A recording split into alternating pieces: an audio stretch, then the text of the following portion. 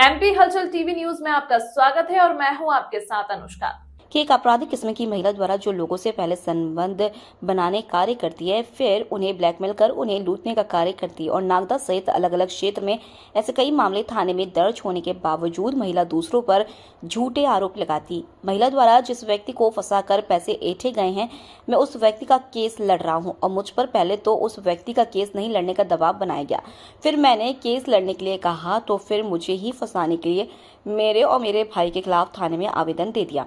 लेकिन महिला के आवेदन में कहा गया है कि मुझे रास्ते में रोककर जगदीश चावड़ा ने अपशब्द कहे और मेरा हाथ पकड़कर, लेकिन मैंने ऐसा कुछ नहीं किया। जिस जगह का महिला जिक्र कर रही है उस जगह पर सीसीटीवी कैमरे लगे हुए हैं जिससे सच्चाई सामने आ सकती है।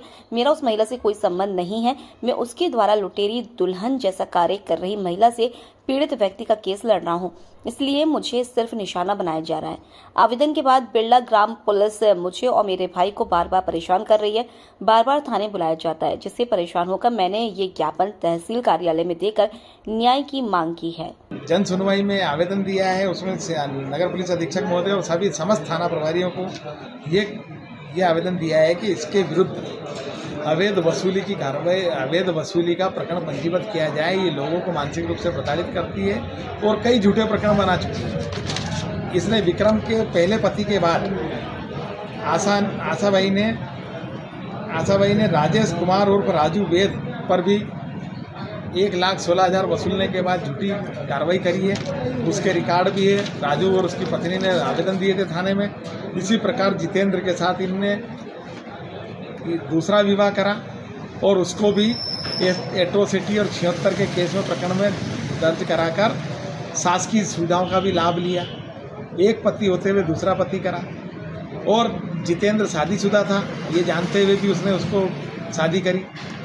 फिर तीसरा एक और कर रहे थे, उसके ही पिता पर इनने मानसिंह पिता जाति, केसा पिता जाति बंजारा पर भी केस रजिस्टर करा।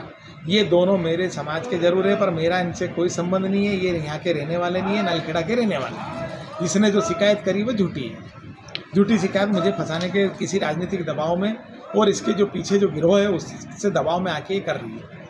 इसी प्रकार इनने डूंगर सिंह पर भी उनेल में प्रकरण पंजीबद्ध कराया है। एक उस मकान पर कब्जा करा था, उसमें थाना बिरला ग्राम, थाना नागदा ने इसके विरुद्ध प्रकरण क्रमांक FIR नंबर 578/2019, जिसका प्रकरण आज भी पालीवाल साहब के यहाँ प्रचलन में चल रहा है। इसने उसके मकान पे कब्जा करा था और उससे गाली गलौज करी थी और लूट छूट करी थी। तो इसके विरुद्ध थाना नागदा ने 323, 294, 506, 34 में प्रकरण पंजीबद्ध करा है।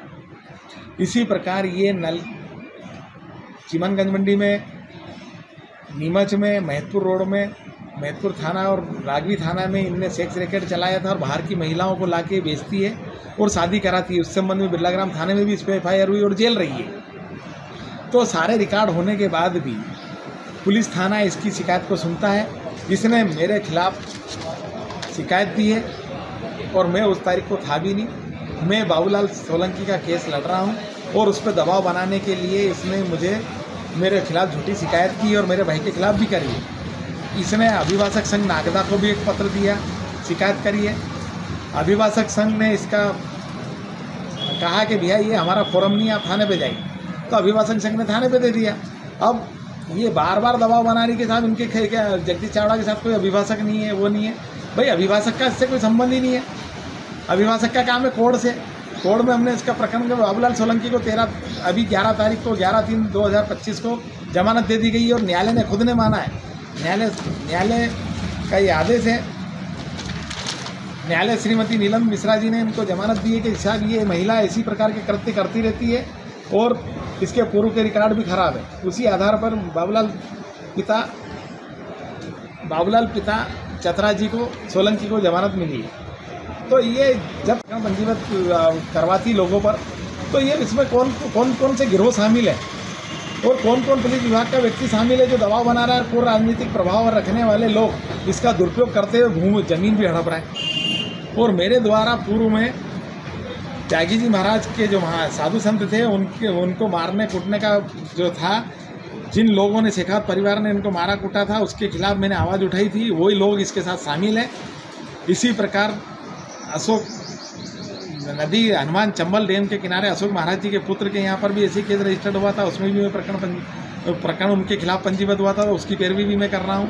कई मामलों में जो सामाजिक कार्य में करता हूँ वकालत के साथ साथ, तो एक वकालत जो सामाजिक कार्य करता है और उसका परिवार सामाजिक कार्य करता है तो उस पर झूठे प्रकरण कई रजिस्टर्ड हुए हैं और वो दोष मुक्त भी हुआ है।